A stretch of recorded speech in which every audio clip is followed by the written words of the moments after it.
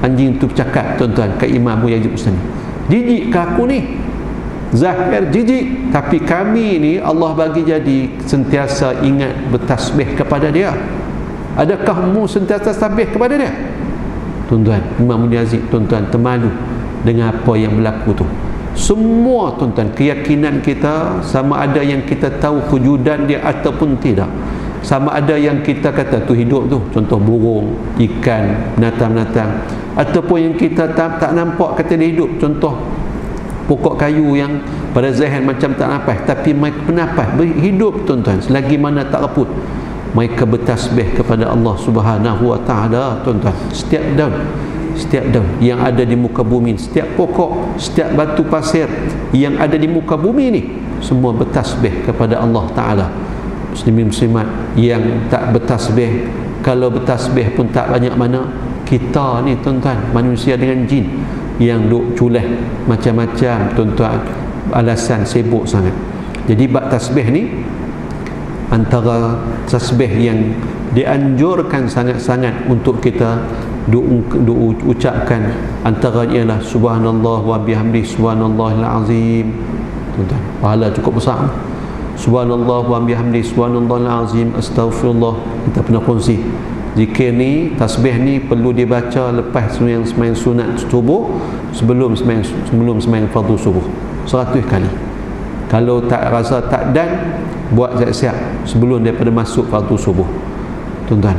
Disebut antara amalan tuan-tuan untuk melunaskan hutang dan melancarkan rezeki, dianjurkan kita sembahyang 2 rakaat, kita buat qiyamul lail sebelum subuh, bangkit awal kita sembahyanglah, sembahyang sunat wudu, yang tahajud, taubat ke apa, ikutlah kita nak sembahyang.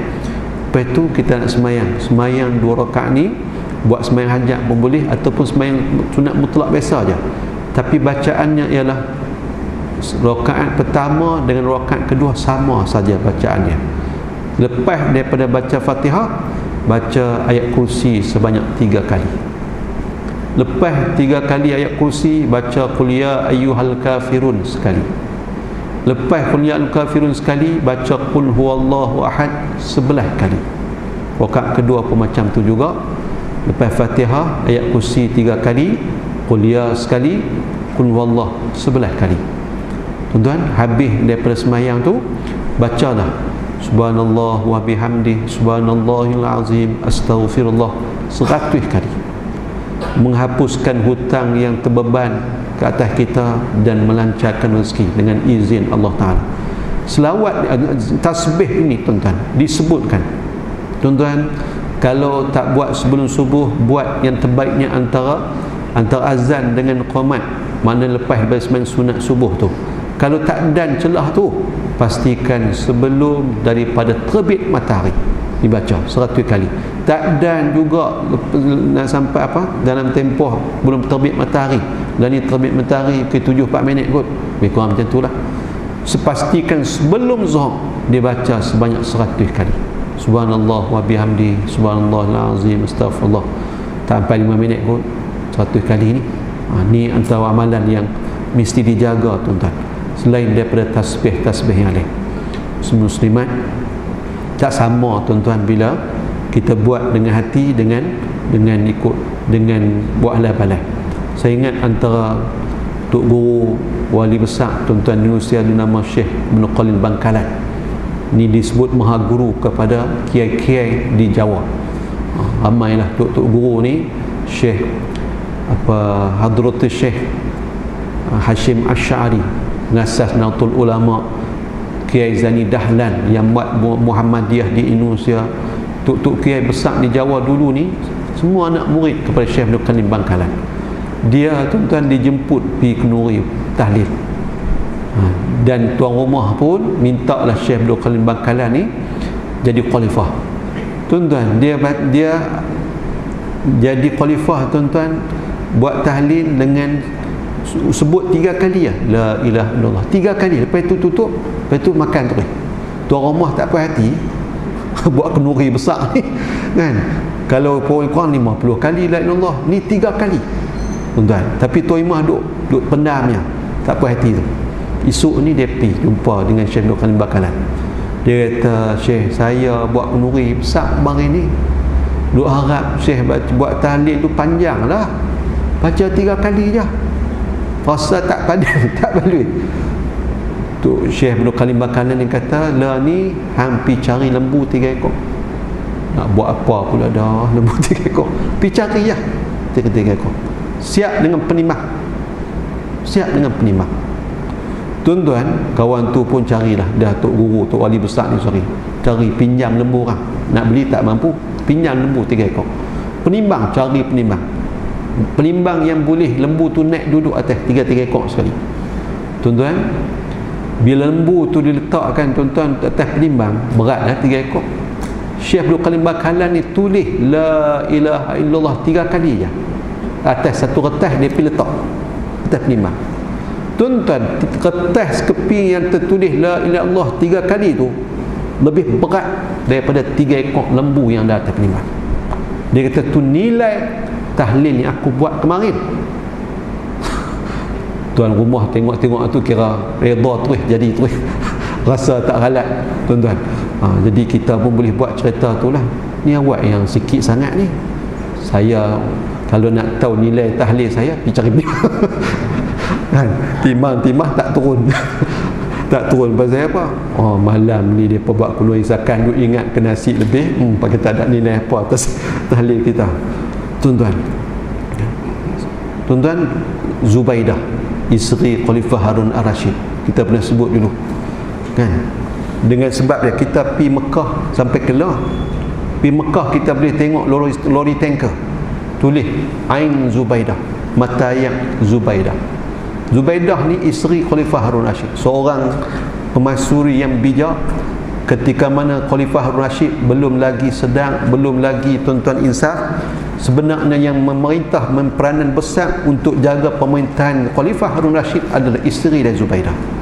Tuan-tuan, bila dia mai ke Mekah nak buat haji, di mana rombongan dia yang ikut rombongan Zubaidah nak mai ke Mekah ni 700 ekor unta. Kita kata lah ni 700 lori lah kot, 700 biji kereta iring dia bawa barang penuh ni. Tuan-tuan, dia mai tengok bagaimana susahnya jemaah nak dapat air telaga Zam-Zam tu, kira berebut tak cukup lah, ramai sangat. Akhirnya dia buat keluar peruntukan sendiri, buat tuan-tuan alirkan mata air di luar daripada Mekah tu sampai ke Mekah, ada sampai Kelah tuan-tuan mata air tu. Lori duk angkut tuan-tuan, tulis di lori tanker tu Ain Zubaidah. Bila dia mati, ada orang alim yang mimpi jumpa dia kan, tanya macam mana keadaanmu. Dia kata aku hampir binasa, hampir binasa. Hampir binasa? Kata ulama tu, lah yang buat saya alurkan mata air tu main sampai ke Mekah, orang boleh dapat manfaat yang cukup besar tuan-tuan, sampai lah duk guna lagi. Dia kata mata air itulah, aliran air itulah yang menyebabkan aku hampir musnah. Dia kata hampir celaka. Betul, apa yang menyelamatkanmu? Tanya orang alim tu. Dia kata yang menyelamatkan aku rupa-rupanya tasbih yang aku ucapkan ketika aku bangun pagi awal sebelum subuh dalam qiyam. Aku pergi duduk di anjung istana, tengok langit yang cerah, nampak bintang-bintang bergelapan, tengok cantiknya alam ni Allah jadikan. Keluar daripada mulutku tak terasa pun, subhanallah, puji Allah, kagum dengan kejadian yang Allah Ta'ala jadikan. Dia kata rupa-rupa tasbih yang sebegitu mudah, yang keluar pun tak terasa sebenarnya, cumanya diucapkan bila tengok keindahan alam. Ketika mana orang tengah tidur, siapa pun tak sedar, dia bangun pergi duduk di anjung istana, dia ucap tu, siapa pun tak dengar. Tuan-tuan, rupa-rupanya ucapan-ucapan yang sebegitu ringkas, perbuatan yang sebegitu ringan menyelamatkan dia daripada kebinasaan. Tu Zubaidah tuan-tuan. Jadi kebanyakan, saya ingat 2 tahun sudah tuan-tuan, seorang makcik bekas cikgu, kalau tak silap orang Perak kot kan, masuk Sarawak, tak ada kerja, dia kata pincin, jadi duduk tasbih. Banyak mana wartawan tanya, bolehlah sehari biasa 48,000. 48,000 duduk saja, dia pun tak apa nak boleh jalan, jadi duduk tarik tasbih 48,000. Masya Allah tuan-tuan. Jadi muslimin muslimat, inilah makanan alam. Kita kena ingat tuan-tuan, semua makhluk ni ada makanan dia. Kita pun kena makan. Kalau tidak tuan-tuan, tak boleh nak hidup, tak ada tenaga, tak boleh nak hidup. Kita kena ikut seperti mana yang Allah tetapkan hukum terhadap kita kena makan minum untuk dapat tenaga. Tuan-tuan, manusia ada makanan, jin ada makanan dia khusus, tumbuh-tumbuhan pun ada makanan dia, binatang-binatang ni semua makhluk Allah Ta'ala ada makanan. Hak duduk di langit ke, hak duduk di bumi ke, semua ada makanan. Tuan-tuan, makanan alam ni kata ulama adalah amal soleh dan juga zikir-zikir yang diucapkan oleh makhluk ni. Jadi bumi ni tuan-tuan, pokok-pokok dah pun kurang. Pasal apa? Gunung ganang dibuang. Gunung ganang ni paku, ada atas belakang dia pokok-pokok, daun-daun, batang pokok yang sentiasa bertasbih. Tuan-tuan, tak ada dah pun kurang dah lah ni tuan-tuan. Bumi jadi tak stabil. Tambah pula manusia duk buat dosa, menyebabkan dia tak kukuh dah. Kita tak tahu ke depan tuan-tuan nak jadi macam mana. Nuh kan, baru saya baru nampak orang share tuan-tuan, gunung-gunung berapi yang ada di Madinah yang terpadam sekian lama dah. Kan kita baca cerita tentang akhir zaman ni, cerita Imam Mahdi, cerita Dajjal turun semua, bumi Madinah tu akan bergerak dengan gempa, mai ke mana gempa. Rupanya bumi Madinah ni memang bumi gempa. Ada tuan-tuan gunung berapi yang telah pun mati sekian lama, nanti dia akan aktif balik. Kita duk terfikir macam mana gempa tu. Baru nampak orang tunjuk gunung-gunung berapi yang duduk di kawasan Madinah yang telah pun mati. Tapi katanya bawah tu dia duduk macam duduk hidup balik tuan-tuan. Duduk hidup balik.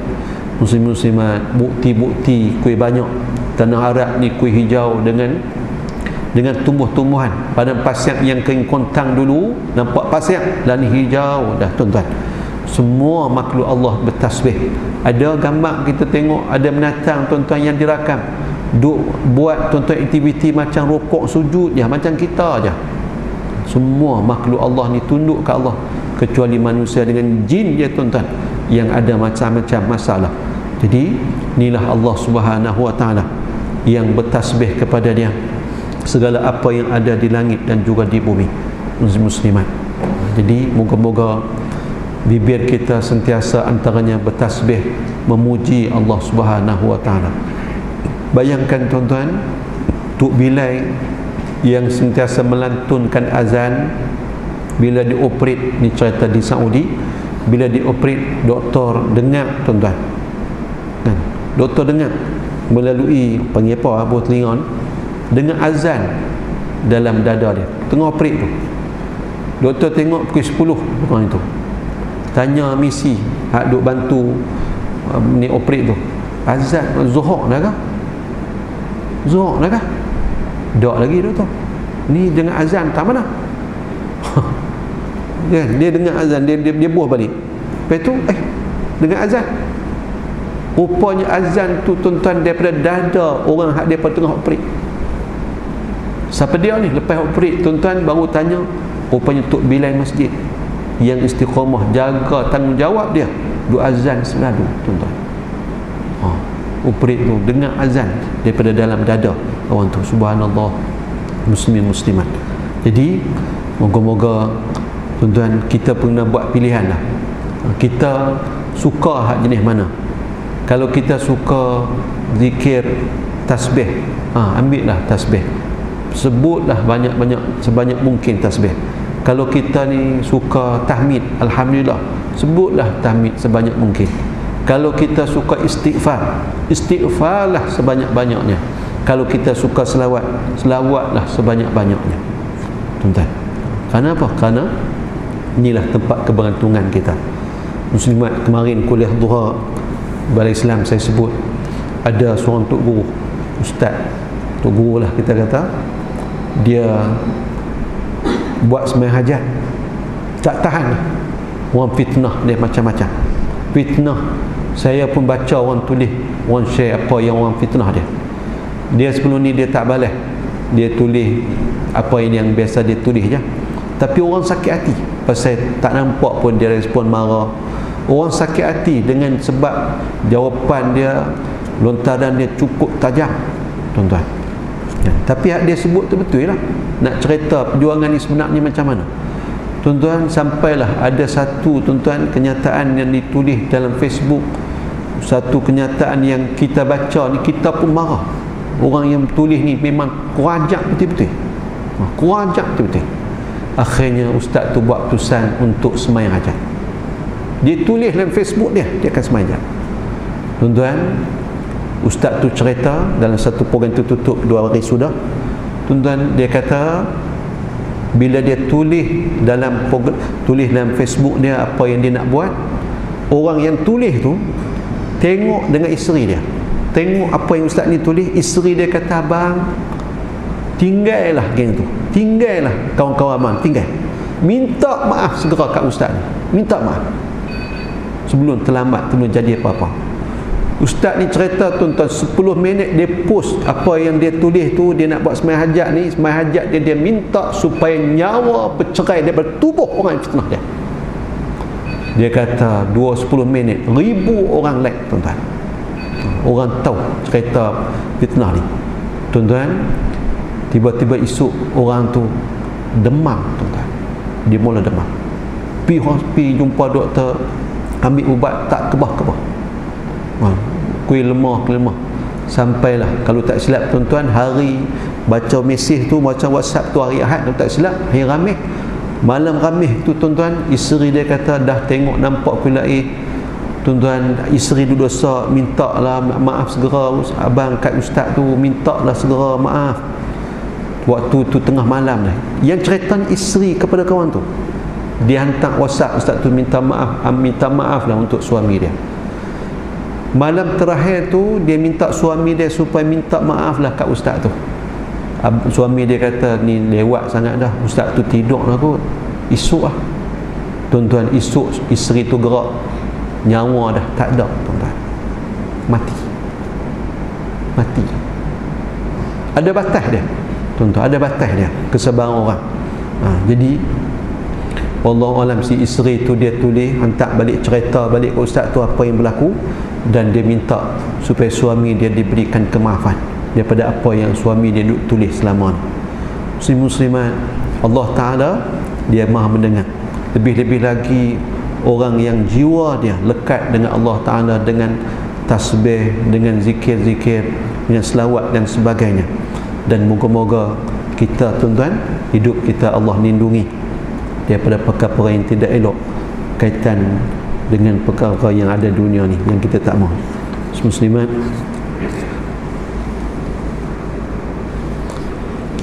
khususnya ayat yang kedua dan ketiga, ya ayyuhalladzina amanu lima taquluna ma la taf'alun kabura maqtan 'indallahi an taqulu ma la taf'alun. Wahai orang-orang yang beriman, mengapa kamu mengatakan apa yang kamu tidak buat? Alangkah besarnya kemurkaan Allah bahawa kamu mengatakan apa yang kamu tidak kerjakan. Surah As-Saff ayat 2 dan 3. Ayat ini diturunkan bersempena dengan perbualan beberapa kalangan orang-orang yang beriman sebelum diwajibkan berjihad. Mereka berkata, kalaulah Allah mewajibkan kepada kita berjihad, niscaya kita akan menunaikan kewajipan itu dan akan membuktikan bahawa kita taat dan menunaikan perintahnya dengan penuh pengorbanan. Malangnya apa yang berlaku tidak seperti yang disangkakan. Apabila Allah Subhanahu wa ta'ala menurunkan perintah jihad, ada di kalangan mereka yang lemah imannya, merasa berat untuk mengorbankan harta dan mengorbankan nyawa dan harta benda masing-masing. Allah Subhanahu wa ta'ala menyatakan kepada mereka melalui firman-Nya, ya ayyuhalladzina amanu lima taquluna ma la taf'alun kabura maqtan indallahi an taqulu ma la taf'alun. Begitulah keadaan sebahagian daripada golongan yang beriman. Mereka bercakap besar tetapi kerja dan pengorbanan tidak sebanyak mana. Apabila bercakap mereka cukup bersemangat, tetapi apabila sampai masa dan ketikanya untuk melaksanakan kata-kata itu, mereka tidak menunaikan kewajipan tersebut dengan penuh pengorbanan. Muslimat, ni cerita bagaimana sebelum kefarduan berjihad pada jalan Allah. Doa harap kalaulah Allah Ta'ala wajibkan, perintahkan untuk berjihad, mereka akan bangun, akan pergi berjihad takkan mundur, takkan tolak punya. Tapi bila Allah Ta'ala perintahkan berjihad, sungguh tuan-tuan, nak kena tinggal harta, nak tinggal keluarga, nak tinggal segala-galanya, pergi ke medan perang, belum tentu boleh balik dengan selamat. Kalau balik pun mungkin dengan kecederaan parah, hidup mungkin jadi tak stabil ataupun tak elok lah seperti mana sebelumnya. Tuan-tuan, bila Allah perintahkan, tiba-tiba sebahagian tolak ataupun tak mau, berat tuan-tuan nak ikut serta ke medan perang. Jadi Allah Ta'ala turunkan ayat ni untuk menempelak bahawa orang yang beriman, wahai orang beriman, lima taquluna ma la taf'alun, kenapa kamu berkata dengan apa yang kamu tak buat? Nah, Allah sebut dengan orang-orang beriman. Ulama tafsir kata ya ayyuhallazina amanu, Allah seru orang beriman, lima taquluna ma la taf'alun, pasal apa ni boleh cakap saja tapi tak buat. Kita mengaji tuan-tuan tentang hadis Nabi, ayatul munafik salasah, tanda orang munafik ni ada 3. Idza wa'ada akhlafa, wa idza haddatha kazaba, wa idza wa'ada akhlafa, wa idza tumina qana. Antaranya tanda munafik ni Nabi sebut bila bercakap bohong, bila berjanji tak tunai janji, bila mana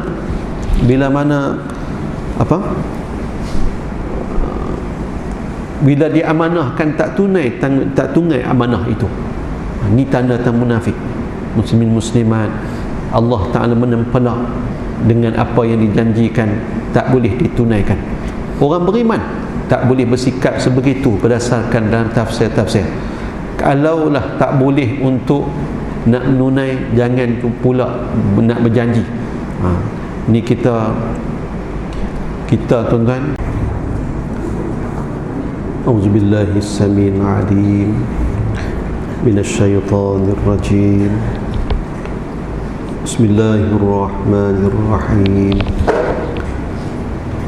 Assalamualaikum warahmatullahi wabarakatuh. Al-Fatihah.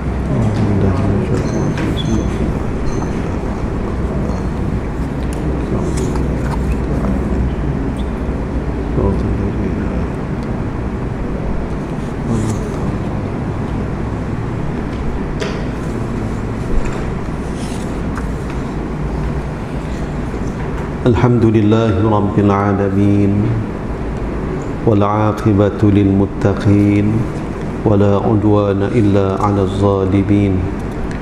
Asyhadu an la ilaha illallah wa asyhadu anna Muhammadan 'abduhu wa rasuluh. Allahumma salli ala sayyidina Muhammad wa ala alihi wa ashabihi wa man tabi'ahu wa nasarahu ila yaumiddin. Amma ba'd. Muslimin muslimat mati sekalian, alhamdulillah bersyukur kepada Allah Subhanahu wa taala. Pada malam ni adalah kali yang kedua kuliah bulanan kita berlangsung, dan moga-moga Allah Subhanahu wa taala menetapkan hati kita untuk istiqamah dengan kebaikan-kebaikan, bagi melayakkan diri kita untuk mendapat rahmat dan taufiknya, sehinggalah kita juga layak untuk bersama dengan Nabi SAW.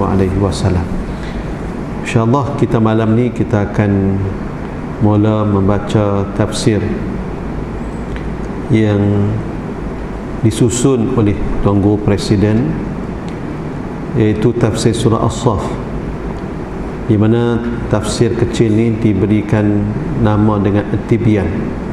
At-Tibyan dalam mentafsirkan Al-Quran surah As-Saff oleh Tuan Guru Datuk Seri Haji Abdul Aziz Awang. Dan buku yang ada kita sediakan tu tuan-tuan, banyak tu yang ada stok pun di kedai, di pustaka Muktabah Darussalam dekat dengan Laguna. Tuan-tuan, Tok Guru banyak menulis kitab-kitab, puluhan kitab, dan ada yang dalam bahasa Arab, makalah lebih banyak ratusan makalah. Dalam keadaan kesibukan Tok Guru sebagai presiden, sebagai ahli parlimen dan juga sekarang ni dengan sebagai duta khas Timur Tengah, ditambah pula dengan kepercayaan yang sering diberikan oleh pihak luar negeri untuk Tok Guru menjadi orang tengah, orang yang menyusun untuk supaya ada perdamaian di kalangan puak-puak yang bertelagah di luar negeri. Tapi dalam masa yang sama, Tok Guru masih ada masa untuk menulis. Kehidupan yang diisi dengan ilmu, dan moga-moga kita yang tak dapat nak menulis seperti mana Tok Guru, ilmu kita yang dahlah sikit, sekurang-kurangnya kita memiliki buku Tok Guru dan kita merenung, membaca untuk mengambil apa yang bermanfaat untuk kita, insya-Allah. Jadi saya pilih buku ni, buku kecil berkaitan tafsir surah As-Saff, supaya kita boleh untuk habis nanti kita akan pakai kitab lain daripada pakai kitab tebal-tebal. Sama ada tuan-tuan mati dulu ataupun saya mati dulu, kitab tak habis kau. Jadi biar kita dan berapa kitab untuk kita mutalaah, insya-Allah. Kita mulakan At-Tibyan dalam menafsirkan Al-Quran surah As-Saff ini di bahagian muqaddimah. Di muqaddimah ni apa yang Tok Guru tulis untuk sebagai gambaran tentang surah As-Saff. Jadi kita akan dapat gambaran apa sebenarnya kandungan yang Allah Subhanahu wa taala sebut dalam surah As-Saff, surah yang ke-61 di dalam Al-Quran daripada juzuk yang ke-28, dan mempunyai 14 ayat sahaja. Dan mengikut riwayat, surah ini diturunkan di kota Madinah, yakni selepas daripada Nabi SAW berhijrah. Jadi mukadimah berada di muka surat yang pertama. Kita tak ambil penerbit apa semua, kita tak ambil, kita ambil mukadimah yang Tok Guru tulis tadi. Mukadimah, surah ini dinamakan surah As-Saff. Mengikut riwayat yang sahih, surah ini diturunkan di Madinah dan dikategorikan sebagai surah Madaniyah yang menyatakan perkara-perkara berhubung dengan hukum syariat. Oleh kerana kandungan surah ini banyak menyentuh mengenai peperangan, maka ia dinamakan surah As-Saff, yang bererti saf yang disusun dalam peperangan bagi menegakkan agama Allah. Dalam perkataan lain, surah ini menyatakan mengenai perang sabil, iaitu berjihad menentang musuh-musuh Allah Azza wa Jalla dengan mengorbankan apa saja yang kita miliki demi meninggikan kalimahnya dan memenangkan agamanya. Surah ini juga menerangkan mengenai perniagaan yang paling banyak keuntungannya dan memberikan kebahagiaan kepada orang-orang yang beriman di dunia dan di akhirat. Surah As-Saff ini dimulakan dengan tasbih, iaitu menyuci, memulia dan membesarkan Allah Azza wa Jalla. Kemudian ia diikuti dengan amaran kepada orang-orang beriman yang tidak setia dalam menunaikan janjinya kepada Allah dan kepada manusia. Khususnya dinyatakan juga mengenai perjuangan memerangi musuh-musuh Allah Azza wa Jalla dengan penuh keimanan dan kepahlawanan yang bertujuan menegakkan kebenaran. Diceritakan pula pendirian orang-orang Yahudi mengenai dakwah yang dibawa oleh Nabi Musa dan Nabi Isa alaihi wassalam. Walaupun mereka mengetahui kebenaran yang dibawa oleh nabi-nabi mereka, tetapi mereka masih mahu menyakitkan hati utusan-utusan Allah Azza wa Jalla itu. Selanjutnya, surah ini menyatakan mengenai perkara-perkara yang menjadi sunnatullah, yakni peraturan alam yang ditetapkan oleh Allah, iaitu dia akan menolong agamanya, nabi-nabinya dan wali-walinya.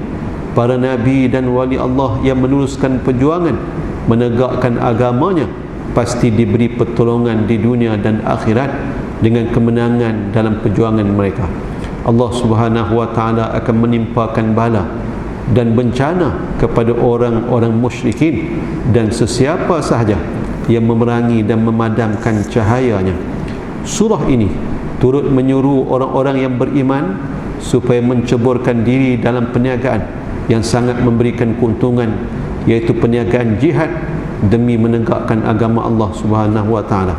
Perniagaan ini menghendaki mereka mencagar dan membayarnya dengan nyawa, darah, jiwa dan harta benda bagi mencapai kebahagiaan yang dijanjikan oleh Allah Azza wa Jalla. Surah As-Saff ini diakhiri dengan suatu pengajaran dan iktibar yang sangat menarik, iaitu ketika Nabi Isa alaihissalam menyeru golongan Hawariyin yang setia supaya menjadi penolong agama Allah Subhanahu wa taala. Golongan Hawariyin itulah yang telah menegakkan agama Allah selepas Nabi Isa alaihissalam diangkat ke langit oleh Allah Subhanahu wa taala, yang akibatnya mereka menjadi korban kekufuran dan kezaliman. Walaupun jasad mereka digergaji, namun mereka tetap menegakkan agama Allah. Orang-orang yang beriman perlu menjadikan kisah ini sebagai contoh dan tauladan, iaitu memilih kebahagiaan di akhirat lebih daripada kebahagiaan di dunia, serta sanggup mengorbankan apa sahaja yang bagi meninggikan agama Allah. Muslimin muslimat, tu mukadimah Tok Guru sebagai gambaran apa yang terkandung dalam surah As-Saff ini. Muslimin muslimat, ada Tok Guru menyebut bahawa siapa-siapa yang nak kaki dia sabat tetap dalam medan perang, tak lari ketika mana peperangan berkecamuk terang mana sekalipun. Pasal perang ni tambah zaman kita tuan-tuan, tak nampak peluru, bom tak nampak sampai, tak macam zaman dulu nampak pedang, lembing, tombak dan sebagainya. Ni jengan-jengan sikit tengok-tengok berlubang dah kepala. Tuan-tuan, gambaran-gambaran kedahsyatan dalam peperangan itu boleh menyebabkan seseorang tu jadi lemah, kaki dia jadi lembek, ataupun kaki dia tak boleh nak tahan di medan perang, cabut lari macam tu je. Maka disebutkan oleh ulama antara amalan yang boleh untuk menetapkan diri kita dalam medan perang. Dan moga-moga juga kalau kita di Malaysia ni dalam medan jihad politik, moga-moga juga disabatkan. Antaranya ialah dengan selalu membaca surah As-Saff ini. Tuan-tuan, moga-moga Allah Subhanahu wa taala memberikan kekuatan untuk kita istiqamah dengan perjuangan menegakkan agamanya. Muslimin muslimat, kita masuk kewajipan mengutarakan apa yang dikatakan, iaitu daripada ayat 1 hingga 3 daripada surah As-Saff. A'udzubillahi minasyaitonirrajim. Bismillahirrahmanirrahim. Sabbaha lillahi ma fis samawati wa ma fil ard wa huwal azizul hakim. Ya ayyuhalladzina amanu lima taquluna ma la taf'alun kabura maqtan 'indallahi an taqulu ma la taf'alun. Maksud ayat, dengan menyebut nama Allah yang Maha Pemurah lagi Maha Penyayang. Ayat yang pertama, telah bertasbih kepada Allah apa yang ada di langit dan apa yang ada di bumi, dan Dialah Tuhan yang Maha Perkasa lagi Maha Bijaksana.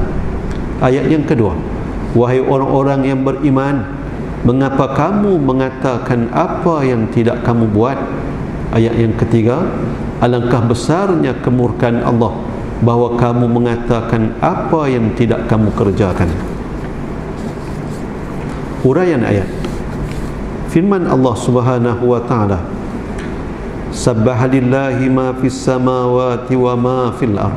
Telah bertasbih kepada Allah apa yang ada di langit dan apa yang ada di bumi. Surah As-Saff ayat 1. Semua makhluk yang berada di langit bertasbih, menyuci, memulia dan mengagungkan Allah Azza wa Jalla.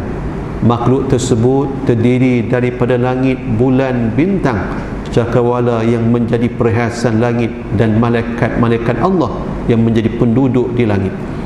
Penduduk-penduduk bumi pula yang terdiri daripada manusia, tumbuh-tumbuhan, bukit bukau, gunung ganang, batu bata dan sebahagiannya juga mengucap tasbih, memuji dan memuja Allah Subhanahu wa taala. Firman-Nya, wa in min syai'in illa yusabbihu bihamdihi walakin la tafqahuna tasbihahum. Tiadalah sesuatu itu melainkan mengucap tasbih dengan memuji Allah, tetapi kamu tidak memahami tasbih mereka. Imam Faqrazi menyatakan bahawa mereka menyaksikan dengan rububiyah, yakni dengan ketuhanan Allah Azza wa Jalla yang menjadikan alam, dan dengan keesaannya serta dengan sifat-sifatnya yang maha terpuji. Seluruh isi langit, bumi dan para penduduknya menjadi saksi kebesaran Allah Subhanahu wa ta'ala pada zat, sifat dan af'alnya. Allah Ta'ala berfirman, wa huwal azizul hakim, dialah Tuhan yang maha perkasa lagi maha bijaksana. Tuhan yang maha perkasa bermakna tidak ada sesiapa pun yang boleh mengalahkan, mengatasi, menghalang dan menyekat kekuasaannya. Allah Subhanahu wa ta'ala juga maha bijaksana dalam mencipta, menentukan kejadian, menetapkan hukum-hukum dan segalanya. Semua yang diciptakan oleh Allah Subhanahu wa ta'ala mempunyai faedah. Tidak ada perkara-perkara yang tidak memberi faedah. Begitulah keperkasaan dan kebijaksanaan Allah Azza wa Jalla, yang tidak ada Tuhan melainkan Dia. Muslimin, muslimat mati sekalian, ayat pertama daripada surah As-Saff ialah puji-pujian yang bentuk tasbih kepada Allah Subhanahu wa ta'ala. Pujian dan juga sanjungan dalam mengagung dan juga memuliakan Allah. Allah muliakan surah ini. Muslimin muslimat, berdasarkan riwayat daripada Imam Tirmizi dan juga Imam Ahmad, surah ini turun dengan sebab, tuan-tuan, bila mana sebagaimana yang diriwayatkan oleh Muhammad bin Abdullah bin Salam. Kita dengar Abdullah bin Salam. Abdullah bin Salam, tokoh orang Yahudi yang bila Nabi SAW berhijrah ke Madinah, tak lama selepas itu dia bertemu dengan Nabi. Dia habaq kat orang Yahudi. Orang Yahudi memang menyanjung dia kerana dia orang alim, ayah dia juga orang alim mereka. Tok Wan dia pun orang alim depa dulu, orang terpuji, orang alim yang kata Abdullah bin Salam ini. Dia kata dia akan tanya kepada Muhammad dengan 3 soalan. Yang ketiga-tiga soalan itu jawapannya tidak mungkin untuk diberikan melainkan oleh seorang Nabi yang benar-benar Allah utuskan. Bila dia pergi, tuan-tuan, dia tengok muka Nabi pun dia tahu dah ini bukan muka pembohong. Tapi dia nak tanya. Pasal orang alim Yahudi ni dia kenal, tengok Nabi pun tahu dah kan, tengok daripada hujung kepala sampai hujung kaki dia perkenal dah Nabi tu betul-betul Nabi. Soalan dia berkaitan dengan, tuan-tuan, makanan pertama ahli syurga yang Allah akan jamu nanti ya. Dia tanya juga berkaitan dengan jantina, anak laki perempuan, rupa parah anak tu. Ada yang kadang-kadang ikut muka mak, kadang muka ayah, ada yang kadang muka mak pun tak, muka ayah pun tak. Tengok muka macam Tok Wan, ataupun muka macam Tok, ataupun muka macam Pak Melakan. Dia tanya. Tuan-tuan, jawapan Nabi berikan terhadap persoalan yang dikemukakan oleh Abdullah bin Salam, dan dia mengucap 2 kalimah syahadah. Orang Yahudi yang tunggu kepulangan Abdullah bin Salam tak balik-balik ni, mereka pun pergi jumpa, pergi cari Nabi Muhammad, nak tanya kok-koklah Abdullah bin Salam ni mai jumpa Nabi. Sebelum ketibaan pok-pok Yahudi tu, Abdullah bin Salam bagi tahu kat Nabi, mereka mesti akan mai cari. Kalau mereka mai nanti, Rasulullah tanya mereka, aku ni siapa? Jadi bila orang Yahudi mai jumpa Nabi, dia ditanya tentang Abdullah bin Salam, mai ke tak jumpa baginda? Nabi tanya Abdullah bin Salam tu siapa? Mereka penghabaq orang terbaik di kalangan kami kepada anak yang terbaik di kalangan kami, cucu yang terbaik di kalangan kami. Terpuji sungguh dah. Lepas tu, tuan-tuan, bila Nabi kata dia beriman dengan aku, mereka kata tak mungkin dia beriman. Tiba-tiba Abdullah bin Salam keluar daripada tempat dia sembunyi. Dia duduk dengar daripada orang Yahudi sembang dengan Nabi. Lalu dia menyebut dia benar-benar beriman dengan Nabi Muhammad SAW. tuan-tuan, ubah tu tadi puji Abdullah bin Salam melangit ni jadi orang yang paling celaka, anak kepada orang celaka, cucu kepada orang celaka, berubah tu anak kepada Sayyidina Abdullah bin Salam ni nama Muhammad menyebut bagaimana ada di kalangan sahabat-sahabat Nabi yang tuan-tuan duk sembang sama-sama mereka, kalaulah kita tahu apa-apa amalan yang Allah paling suka, kita pasti akan buat. Jadi mereka duk harap dapat tahu apa amalan yang terbaik yang Allah paling suka. Kalau dapat tahu tu mereka nak terus beramai. Ada riwayat yang menyebut tuan-tuan bagaimana ada di kalangan sahabat Nabi yang berharap untuk Allah Subhanahu wa taala wajibkan jihad pada jalan dia. Bila turun tuan-tuan arahan Allah untuk berjihad, tengok-tengok sebahagian daripada mereka tu tak suka tuan-tuan, tak suka untuk berjihad. Maka turunlah ayat tuan-tuan daripada surah As-Saff ini sebagai memberi peringatan. Tuan-tuan, ayat pertama dalam surah ini menyebut bahawa apa yang ada di langit dan juga di bumi semua bertasbih kepada Allah Ta'ala.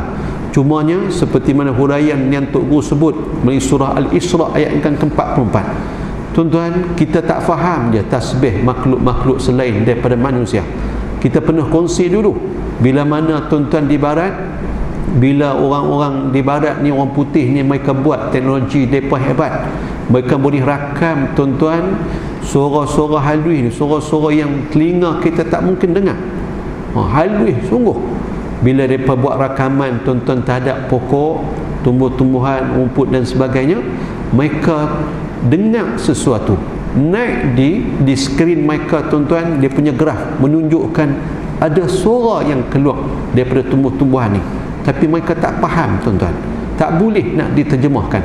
Sehinggalah tuan-tuan video itu telah dihantar tuan-tuan ke berbuah-buah universiti di dunia ni. Sampailah tuan-tuan universiti, sebuah universiti masih di barat tuan-tuan, yang seorang profesornya adalah orang Islam.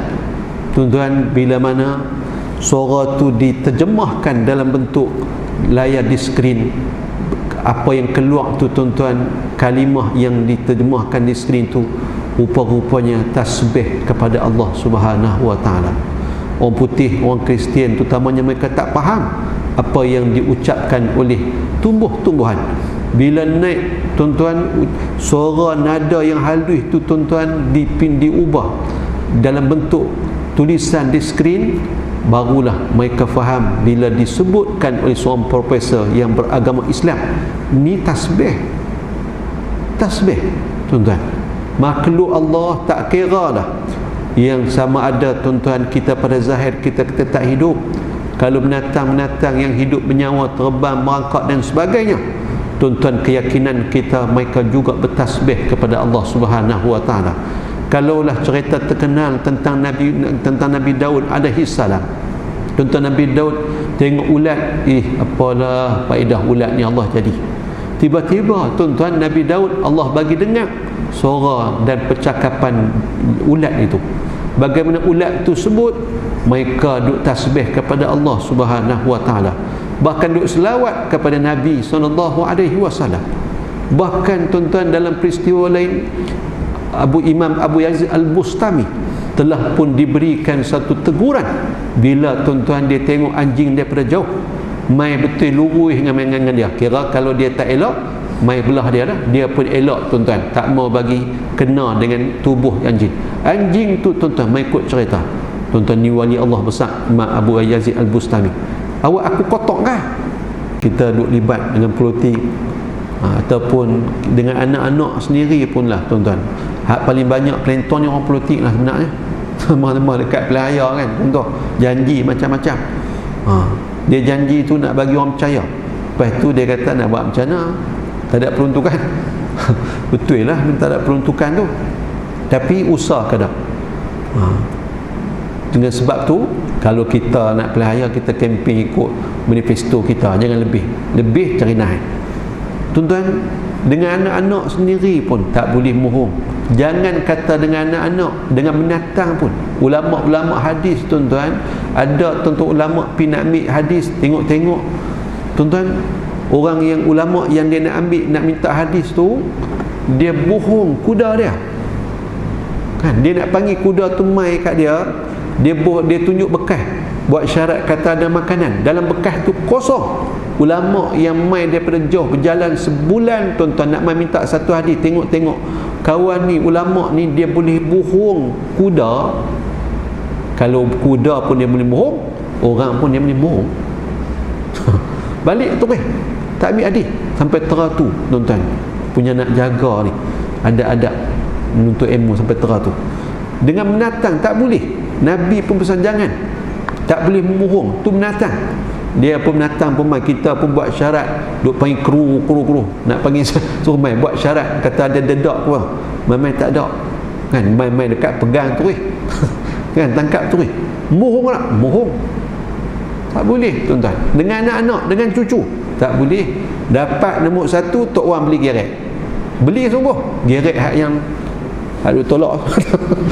Budak tu pulun dapat nombor 1 pasal apa? Nak kayuh kayak besar tengok tok wan dia kelentong beli gerek hak yang dua. Tak boleh, jangan kan. Dengan anak cucu jangan, tak boleh. Kalau dapat macam ni putusan, ayah bagi ni boleh pi kalau kita pi Langkawi, dalam kepala ayah tu set dah nak pi macam nak pi KPI. Kan, kalau dapat nombor 1 kita pi cuti Langkawi, anak tu pun puluh lah nak pi naik ferry ni, bukan pernah naik ferry, tapi dalam kepala ayah kalau dia dapat nombor 1 pun bukan boleh pi. Contoh tuan-tuan, tak boleh. Jangan, bahaya. Pasal janji apa yang cakap tu kena tunaikan. Tak kira lah. Termasuklah janji tuan-tuan dengan orang bukan Islam sekalipun. Dengan sebab itulah tuan-tuan, orang Islam ni hidup dengan penuh adab. Waktu tenang pun kena ikut adab, waktu perang berkecamuk pun ikut adab. Tak boleh. Perjanjian tetap perjanjian. Tak boleh tuan-tuan untuk diabaikan. Muslimin muslimat mati sekalian. Sebab itulah berkurun kunci gereja gereja Qiyamah. Ada satu gereja tuan-tuan di Bukit Zaitun di Palestin. Gereja tu, gereja Kristian ni, bukan sebelum ni baru tak sampai 10 tahun tuan-tuan baru orang Kristian pegang balik kunci gereja tu.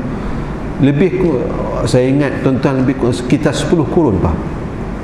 Kunci gereja tu siapa pegang? Orang Islam pegang. Pasal dipercayai tuan-tuan. Sampai teratur. Tak sampai 10 tahun ni barulah pihak Kristian mereka minta balik untuk serah kepada mereka kunci gereja Qiyamah yang kata tempat kelahiran Nabi Isa, wallahu alam lah tuan-tuan. Gereja yang pernah Sayyidina Umar masuk, lepas tu bila masuk waktu asar, Sayyidina Umar nak semayang di luar, padri tu kata semayang dalam ni tak apa, dalam gereja, dan memang tak salah kan, hukumnya makruh semayang dalam gereja, tak ada masalah, boleh kalau nak semayang. Tapi Sayyidina Umar kata apa? Aku boleh semayang dalam gereja ni, tapi aku tak mau nanti orang Islam akan buat alasan ni Umar pernah semayang dalam gereja ni dan mesti diambil alih gereja ni, mana dirampas. Aku tak mau tuan-tuan, keadilan orang Islam. Jadi pasal apa diberikan kepercayaan sampai teratur? Pasal sifat amanah yang ada pada orang Islam tuan-tuan. Kunci Kaabah tuan-tuan kan, keluarga daripada Sayyidina Talha sampai kelah Nabi bila serah, waktu serah kunci tu balik, waktu pembukaan kota Mekah, Nabi masuk nama Kaabah, turun daripada Kaabah tu keluar daripada Kaabah tu, Nabi tanya mana Talha, Nabi serah balik. Sedangkan memang mereka lah pegang kunci Kaabah daripada jahiliah keturunan tu. Ingat kot nak bagi kat keluarga baginda, nak bagi kat sahabat-sahabat yang Islam ni, dok tuan-tuan. Dan bahkan Nabi sebut, Nabi serah, takkan ambil kunci ni daripada kamu melainkan orang yang zalim. Tapi dia tak ada keturunan tuan-tuan, menikah tak ada anak, dapat ke sepupu dia tuan-tuan, daripada sepupu dia turun sampai kelah keturunan tu masih berpegang menjaga amanah kunci tuan-tuan Kaabah. Macam duk jaga makam Nabi, duk cuci apa semua, dia ada keturunan orang gelap dengan apa apa tu, qawat apa itu, ada gelaran dia, keturunan orang kulit hitam tuan-tuan. Sampai kelah mereka tu duk bertugas jaga makam Nabi, cuci bukan cuci bahagian dalam. Masuk pintu pertama cuci bahagian tu je, nak masuk bahagian kedua yang tempat ke makam Nabi betul 100 tahun sekali. 100 tahun sekali. Tahun 71 dulu cuci dah, ni bila pula nak cuci wallahualam. 100 tahun sekali saja. Tapi nak cerita terbaru ni, antara keluarga tu yang pencen tuan-tuan, dia kata 50 tahun dia jaga makam Nabi. Antara nikmat terbesar dia ialah bila dia masuk dalam makam Nabi ni, bahagian luar tu, masuk pintu tu, bukan bahagian hak yang tempatkan makam Nabi betul, bahagian luar ni saja tuan-tuan, masuk dalam pintu tu, bagi salam pun dia kata dengarlah jawapan salam daripada Nabi. Subhanallah, kita tak boleh nak bayang.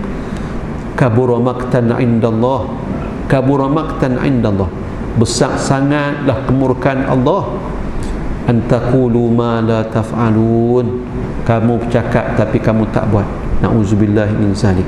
Muslimin muslimat mati sekalian, moga-moga Allah hindari kita dengan taufiknya daripada mengucapkan suatu janji yang janji itu sendiri kita tak boleh nak tunai, kerana ia melibatkan tuan-tuan iman kita, melibatkan redha Allah Ta'ala.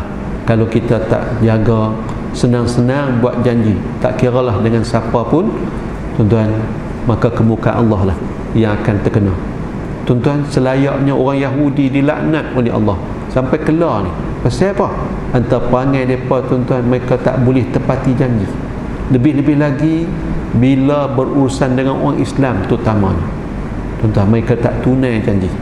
Bohong ni tak usah cerita lah, dengan Nabi Muhammad punya mana, bahkan sampai nak bunuh Nabi tu ada perjanjian. Apatah lagi kita umat Nabi Muhammad, lebih-lebih lagi lah, tak pernah mereka tunaikan janji mereka. Yang duk pegang janji bila buat perjanjian Yahudi ni, orang di pihak Islam lah mereka tuan-tuan. Pasal apa? Pasal bagi mereka orang selain daripada orang-orang Yahudi ni adalah binatang semua yang tak ada kehormatan untuk dipegang janji dengan mereka. InsyaAllah depan kalau diizinkan kita akan sambung ayat yang keempat berkaitan Allah menyukai orang-orang yang berperang, berjihad pada jalannya dalam keadaan tersusun seperti mana binaan yang kukuh. Muslimin muslimat, ayat 1 hingga 3 daripada surah As-Saff ini menyebut bagaimana kemuliaan Allah Ta'ala. Seluruh apa yang ada di langit dan juga di bumi bertasbih kepada Allah Ta'ala, memuji Allah Ta'ala. Kalau tak bertasbih ada di langit, bulan, bintang dan sebagainya, berterabuk habis, berlanggak akulah tuan-tuan. Tapi dengan bertasbih, taat kepada Allah Ta'ala, maka perjalanan cakrawala tu elok dan stabil. Tak elok, habis lintang pukang, hancurlah alam ni semua. Bagaimana Allah Subhanahu wa Ta'ala menyebut orang-orang yang tidak menunaikan apa yang disebut, tak buat dengan apa yang disebut. Allah murka sangat-sangat dengan orang yang hanya pandai bercakap tetapi tidak melakukannya. Muslimin muslimat, insya-Allah dalam apa juga percakapan kita, amalan kita, Imam Ahmad bin Hanbal, geng hamba sahaya, hamba abdi ni main jumpa dengan Imam Ahmad bin Hanbal. Mereka tahu kedudukan Imam Ahmad. Kalau dia bercakap terutama dalam khutbah Jumaat, maka semua orang akan ikut apa yang disarankannya. Dia minta tolong ke Imam Ahmad bin Hanbal, tolonglah Tuan Imam, tolonglah cakap kelebihan memerdekakan hamba. Niat mereka supaya mereka dimerdekakan oleh Tuhan mereka. 3 kali Jumaat tuan-tuan mengikut riwayat. Jumaat pertama mereka tunggu Imam Ahmad tak sebut pun, Jumaat kedua tak sebut juga, Jumaat ketiga pun tak sebut tentang kelebihan memerdekakan hamba. Jumaat keempat baru sebut. Bila dia sebut, tuan-tuan, ramai tuan-tuan pemilik hamba ni memerdekakan hamba bila mendengar apa yang Imam Ahmad kongsikan tentang kelebihan memerdekakan hamba. Geng-geng hamba dan bekas hamba ni menjumpai Imam Ahmad, tanya pasal apa yang sampai kali keempat baru boleh sebut tentang kelebihan memerdekakan hamba. Dia kata daripada minggu pertama, Jumaat pertama, Jumaat kedua, Jumaat ketiga, aku duk himpun duit tak cukup-cukup nak beli hamba dan nak merdeka hamba dulu. Lepas tu baru aku boleh bercakap. Bila dah 3 minggu dah himpun duit, beli hamba dan merdeka hamba, tu yang boleh aku bercakap tadi, cakap dalam khutbah Jumaat yang minggu keempat. Aku buat dulu baru aku boleh bercakap. Masya Allah tuan-tuan. Bila sama-sama kita akhiri kuliah kita pada malam ni dengan sedikit doa, dan selepas tu dengan tasbih kafarah dan surah Al-As. Bismillahirrahmanirrahim. Alhamdulillah wassalatu wassalamu ala Rasulillah wa ala alihi wa sahbihi wa man wala. Rabbana zidna ilma wasi' fi rizqina wa barik lana fima razaqtana. Allahumma ja'alna mahbuban fi qulubi ibadik. Allahumma habibna ila habibika Muhammadin sallallahu alaihi wasallam. Rabbana atina fid dunya hasanah wa fil akhirati hasanah wa qina azaban nar. Wa sallallahu ala sayyidina Muhammadin wa ala alihi wa sahbihi ajma'in. Walhamdulillahi rabbil alamin. Subhanakallah wa bihamdika. Wallahu alam. Assalamualaikum warahmatullahi wabarakatuh.